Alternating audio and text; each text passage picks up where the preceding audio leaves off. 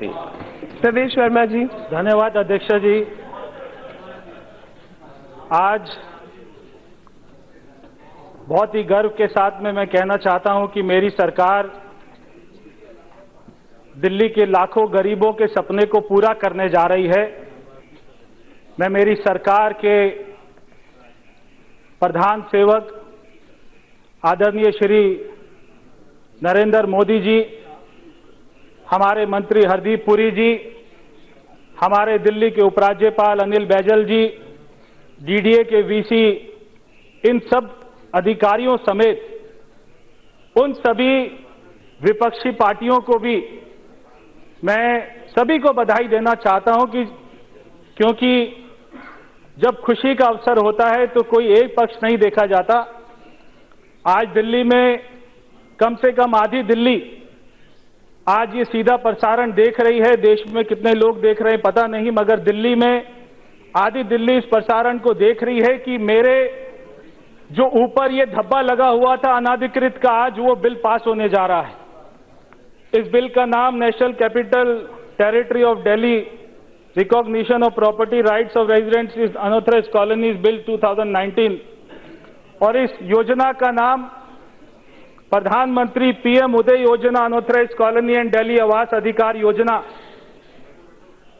ऐसे लाखों लोग दिल्ली में पैदा हुए इन अनऑथराइज्ड कॉलोनी में, जो वो अनऑथराइज्ड कॉलोनी के मकान में ही मर गए, मगर उनको कभी भी ये दिन देखने का अवसर प्राप्त नहीं हुआ कि मेरा मकान भी आज पक्का हो गया है।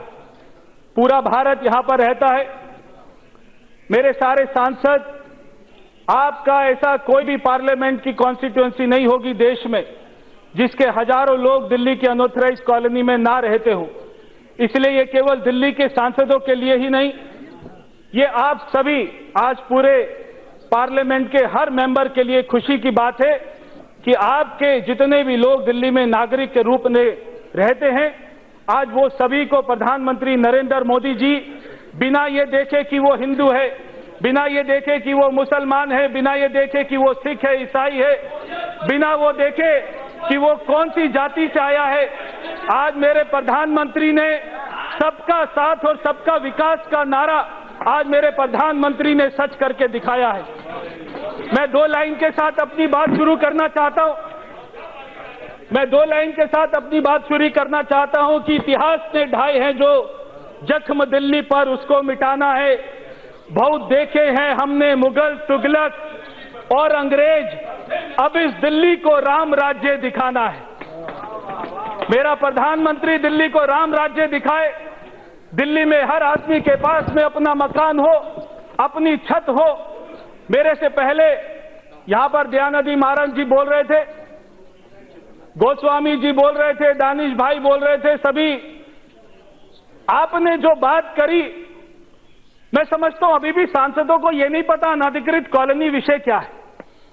मैं आपको थोड़ा सा उसके बैकग्राउंड में ले जाता हूं ताकि आपको विषय समझ में आए। एक तो यह सीधी बात है कि इसमें अगर आप 2014 का दिल्ली सरकार का मैनिफेस्टो देखें, चाहे आम आदमी पार्टी का देखें, उन्होंने कहा था कि हम दिल्ली में 1 साल के अंदर अंदर में कॉलोनियों को पास कर देंगे। भारतीय जनता पार्टी का मैनिफेस्टो देखें, हमने कहा था विधानसभा चुनाव में कि हम कॉलोनी में पास करेंगे, मगर भारत सरकार ने हमारे जो लोकसभा का मैनिफेस्टो में ये कभी नहीं कहा, क्योंकि ये विषय भारत सरकार का कभी नहीं था। ये विषय दिल्ली सरकार का ही था, जिसके ऊपर दिल्ली की सरकार, चाहे वो कांग्रेस की रही हो, चाहे वो आम आदमी पार्टी की रही हो, हमेशा ये सरकार राजनीति करती आई। अनाधिकृत कॉलोनी है क्या? 1947 में दिल्ली में केवल 17 लाख की जनसंख्या थी, आज वो 2.5 करोड़ की जनसंख्या है। जब लोगों ने आना शुरू किया, डीडीए 1957 में, 1962 में कॉन्स्टिट्यूट हुई, 1957 में वो एक्ट बना, मगर उसके बीच में लोग कहां जाते, वो अपना मकान कहां बनाते? दिल्ली में लोगों को मकान देने का हक डीडीए का था। उस समय डीडीए के वो भ्रष्ट अधिकारियों ने दिल्ली में कोई प्लानिंग नहीं करी, दिल्ली के लोगों को कोई मकान नहीं दिया। अगर दिल्ली के लोगों को बाहर से आए, देश के हर कोने कोने से आए, चाहे वो बिहार से आया, चाहे वो पार्टीशन के बाद में जिनको पाकिस्तान में जगह नहीं मिली, चाहे वो दिल्ली में आया, जिन मेरे जम्मू कश्मीर के वहां पर पंडितों को वहां की सरकार ने जिंदा जलाकर उनको वहां से कश्मीर से निकाल दिया, वो दिल्ली में आकर उसने अपना घर बनाया। जब पंजाब में आतंकवाद की जड़ें अपनी फैल रही थी, वहां के लोगों ने दिल्ली में आकर अपना घर बसाया। अगर डीडीए उनको घर नहीं देती तो वो कहां अपना मकान बनाते? जो बिहार से लोग अपने बीवी का, अपनी मां का गहना बेचकर, अपने वहां की जमीन बेचकर दिल्ली में अपना घर बनाते हैं, वो कहां से घर बनाते? जो यूपी, हरियाणा से, राजस्थान से लोग आकर यहां पर मेहनत करते हैं, रिक्शा चलाते हैं, अपनी रेहड़ी लगाते हैं, मोची का काम करते हैं, कारपेंटर का काम करते हैं, अगर वो यहां पर आज दिल्ली के विकास की रीढ़ की हड्डी बनकर आज अगर उनको यहां पर मकान दिया, मैं दिल्ली के वो 360 गांव के लोगों को धन्यवाद करता हूं, क्योंकि दिल्ली में वो 360 गांव के लोग आज उन्होंने सारी कॉलोनियों का मकान दिया। आज वो गरीब लोगों का मकान दिया, हजार हजार रुपए गज में अपनी जमीन बेचकर उन्होंने वहां पर लोगों का मकान बनाने का स्थान दिया। मैं उन गांव के, दिल्ली के गांव के लोगों को बधाई देना चाहता हूं। मगर सरकार ने क्या दिया? ये जो कॉलोनियां बनी है, ये 50 साल से बनी हुई है। ये कॉलोनी 5 साल में नहीं बनी, ये 50 साल से दिल्ली में कॉलोनी बसी है। जिन कॉलोनी में सड़क नहीं है, जिन कॉलोनी में पानी नहीं है, जिन कॉलोनी में सीवर की लाइन नहीं है, नाली नहीं है, आप सोचकर देखिए मेरे सभी सदस्य कि 60 लाख आदमी दिल्ली में बिना पानी, सीवर, नाली, सड़क के कैसे रहता होगा? कोई सड़क नहीं है, कोई सड़क नहीं है, कैसे रहता होगा? आज वो सारे काम, बहुत सारे मेरे पहले सदस्यों ने कहा कि भारत सरकार को अलग से फंड देना चाहिए, भारत सरकार को अलग से फंड देना चाहिए। मैं सबको कहना चाहता हूं, वो सारी अनाधिकृत कॉलोनी में आज भी सांसद का 1 रुपया नहीं लग सकता, एमसीडी का 1 रुपया नहीं लग सकता, भारत अपना 1 रुपया नहीं लगा सकती। भारत सरकार अगर उस कॉलोनी में कोई भी मूलभूत सुविधा के लिए पैसा कोई लगा सकता है तो वो दिल्ली की सरकार लगा सकती है। यहां पर कांग्रेस के सदस्य बोल रहे थे, कांग्रेस के सदस्य बोल रहे थे, बहुत हैरान होता हूं जब मैं सुनता हूं कि दिल्ली में शीला दीक्षित जी ने 15 साल राज किया और उन्हीं 15 सालों में भारत सरकार में कांग्रेस के मनमोहन सिंह ने राज किया। दोनों सरकारें एक थी। भारतीय जनता पार्टी को कभी ऐसा मौका नहीं मिला कि भारत में भी हमारी सरकार और दिल्ली में भी हमारी सरकार हो। कांग्रेस ने 10 साल दिल्ली में भी राज किया, भारत में भी राज किया, मगर आज वो हमसे ये कह रहे हैं कि चुनाव आ रहे हो तो कॉलोनी पास कर रहे हो। अरे आपके भी 3-3, 4-4 चुनाव आए, दिल्ली में भी आप थे, भारत में भी आप थे, आपने कॉलोनी क्यों नहीं पास करी? ये हमारा सौभाग्य है, ये मेरे मोदी ने ये करके दिखाया। और वो बड़े बड़े 300 साल के जो मुद्दे इस भारत की कोई सरकार नहीं सुलझा पाई, वो मेरे प्रधानमंत्री ने सुलझाए और ऐसे चुटकी में सुलझाए कि 370 खत्म किया, कोई दंगा नहीं हुआ। राम मंदिर बन रहा है, मेरे प्रधानमंत्री के कार्यकाल में बन रहा है, कोई किसी को परेशानी नहीं हुई। 35 से हटा, कोई कुछ नहीं हुआ।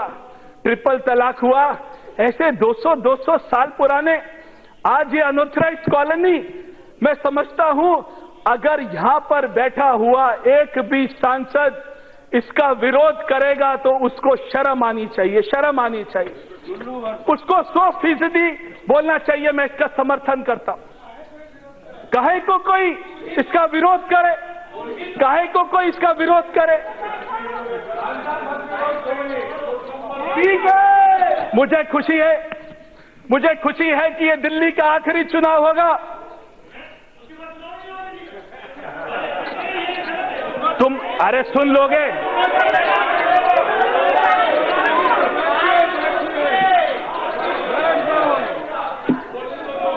मुझे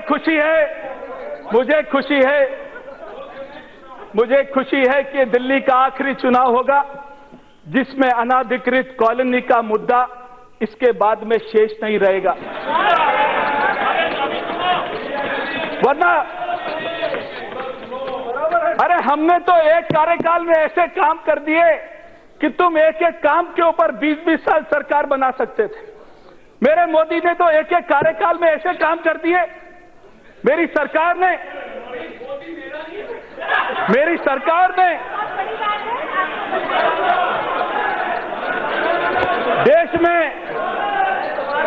देश में आज के बाद।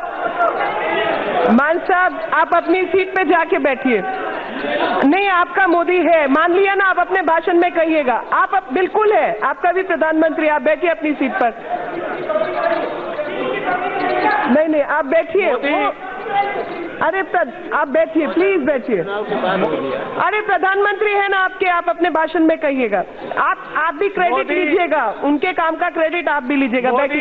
बैठिए। मोदी जी देश के 150 करोड़ लोगों के प्रधानमंत्री है, किसी एक का प्रधानमंत्री। बिल्कुल ठीक, आगे खत्म कीजिए। खत्म कीजिए।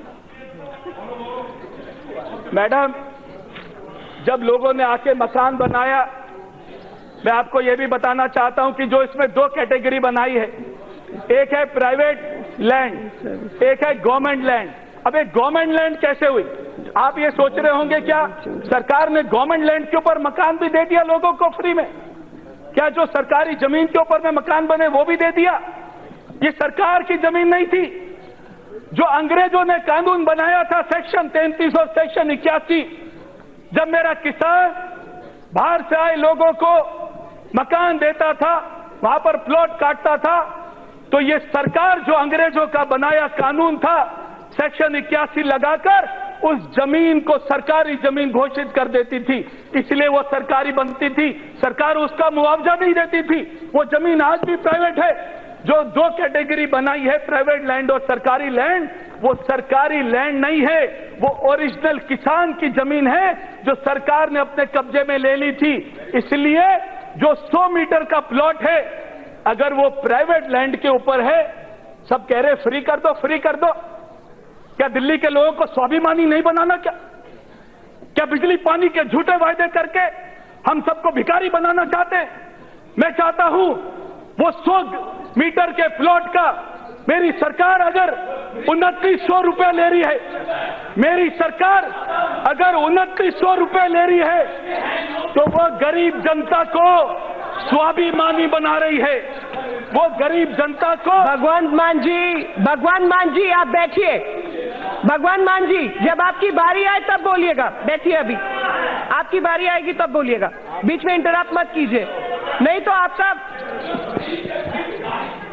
कुछ लोगों का स्वाभिमान नहीं होता, मगर मेरी सरकार दिल्ली के गरीब लोगों को स्वाभिमानी कर रही है, ताकि एक बाप अपने बेटे को बोले मैंने ये प्लॉट ये मुफ्त में नहीं लिया, मैंने इसके 2900 रुपए जमा कराए हैं, ताकि वो बेटा अपना जीवन भर मेहनत की रोजी रोटी खाए, अपने खरीदे हुए मकान में अपने स्वाभिमान के साथ जिए। ये मेरे प्रधानमंत्री ने करके दिखाया।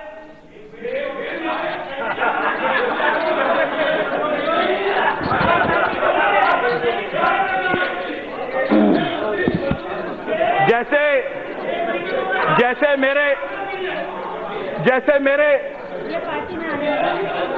मेरे पहले कलीग्स ने बोला कि मैं दिल्ली की जनता को ये कहना चाहता हूं कि आज दिल्ली के मुख्यमंत्री सबको कह रहे हैं कि जल्दी से रजिस्ट्री शुरू करो। वो दिखाना चाहते हैं कि इसमें मेरा भी कोई साथ है, कोई योगदान है। एक भी योगदान आज अगर लोगों को रजिस्ट्री देगा तो वो डीडीए देगा, भारत सरकार देगी। आज क्या तुम्हें कुछ पता ही नहीं है, बोले जाते हो? कुछ पता है किसके डीडीए? भारत सरकार के डीडीए। बैठो, अब बैठो।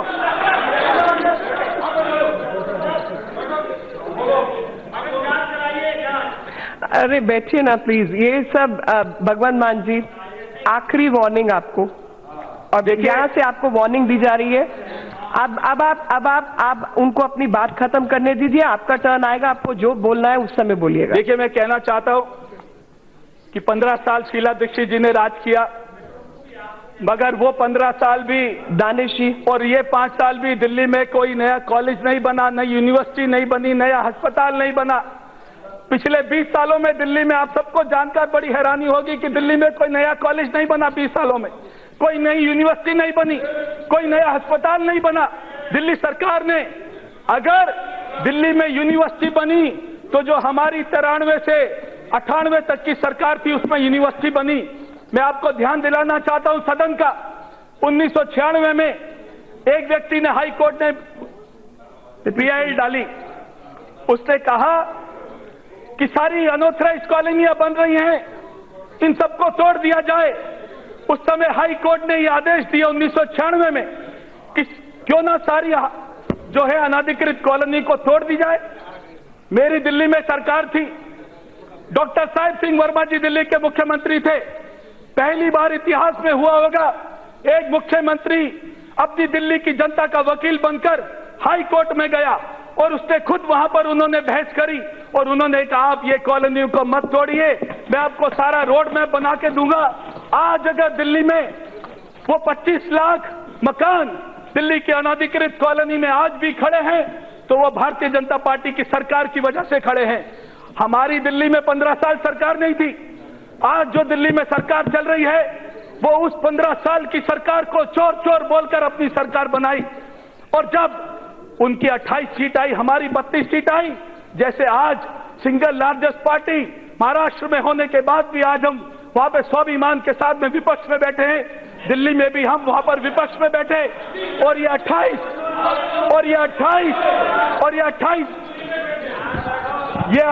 सीट जीतने वाले, ये 28 सीट जीतने वालों ने वो 15 साल की सरकार को चोर चोर बोलकर जो अपनी सरकार बनाई उसके साथ में हाथ मिलाकर अपनी सरकार बनाई। इसके ऊपर मैं कहना चाहता हूं, जिसको चोर चोर कहकर खूब चिल्लाया, सत्ता में आने के लिए उन्हीं से हाथ मिलाया। हो सकता था जिन पैसों से दिल्ली का विकास, वो पैसा विज्ञापनों पे लुटाया।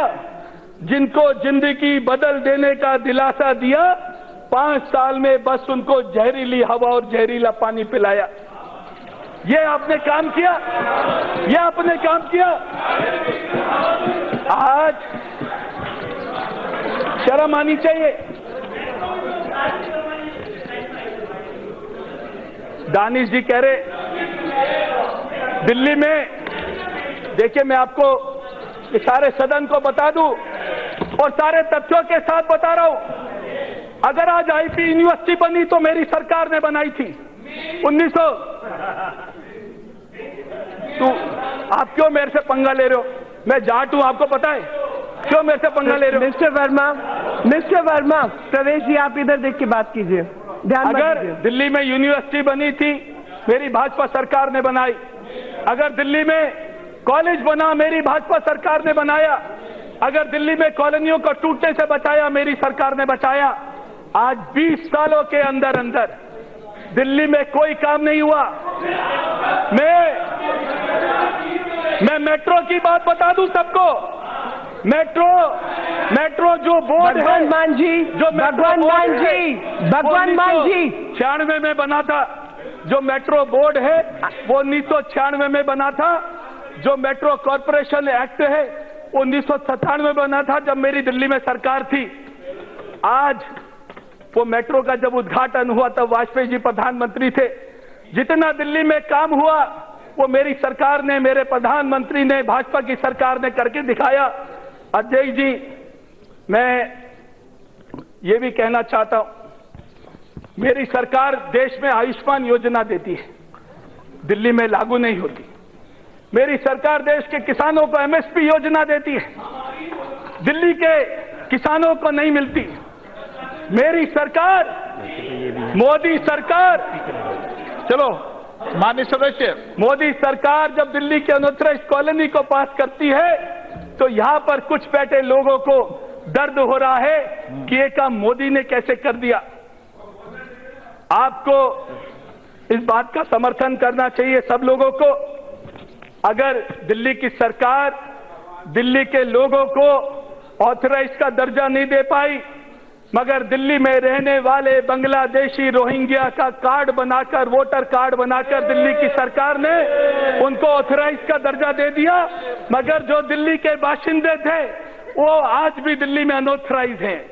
ये दिल्ली की सरकार ने करके दिखाया। मेरे प्रधानमंत्री ने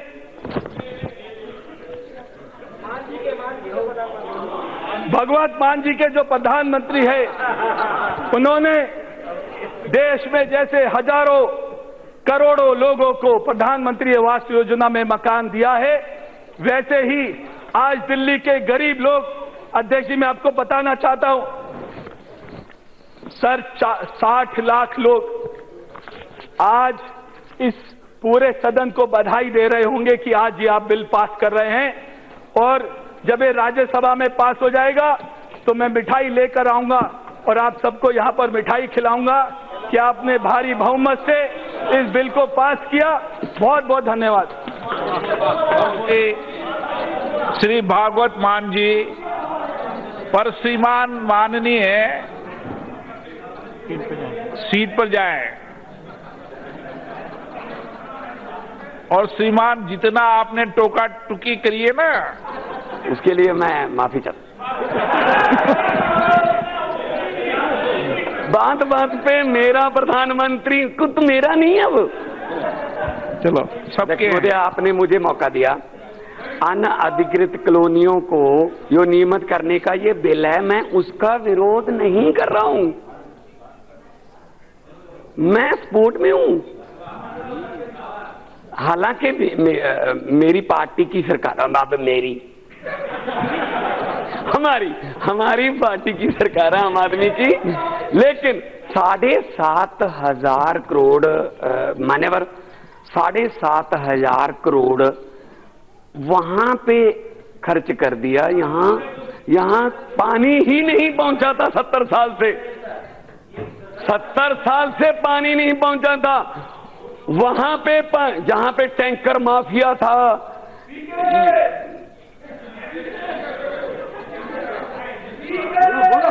नहीं टैंकर माफिया था, तो यहां तो फिर कांग्रेस और दोनों की थी ना। हमारी पार्टी की सरकार तो सिर्फ पिछले तो नहीं आई है ना, पिछले कुछ सालों से। तो अब दिल्ली के सरकारी स्कूल और प्राइवेट स्कूल की पढ़ाई जो है वो ऐसी कर दी अरविंद केजरीवाल ने कि एक जज का बेटा, एक डीसी का बेटा और एक रिक्शे वाले का बेटा एक बेंच पर बैठकर तीनों पढ़ते हैं। तीनों एक बेंच पर बैठकर पढ़ रहे हैं। तो ये कह रहे हैं जी ये हो गया। सर इनको इसका मतलब इनको जानकारी नहीं है, इसका मतलब इनको जानकारी नहीं है। अरविंद केजरीवाल ने वो काम कर दिया जो इनको पता ही नहीं। हाँ, दुख बहुत है भाई, इनको दुख बहुत है भाई, दुख है क्योंकि वो दिल्ली नहीं जाएगी। अगली बार भी दिल्ली जीत रहे हम, तो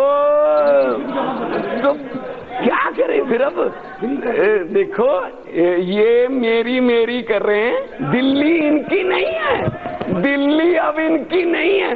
राजधानी में 3 एमएलए हैं,